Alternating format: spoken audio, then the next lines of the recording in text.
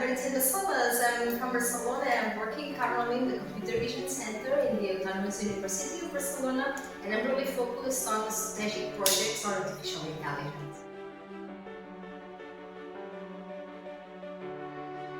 Well, the most important thing is we have been able to think about these technologies, how they can affect in these future scenarios, and how to mitigate, how to just think of the positive way these technologies can interact or can do the life in a more simple and just trying to contribute in the quality of life of the citizens.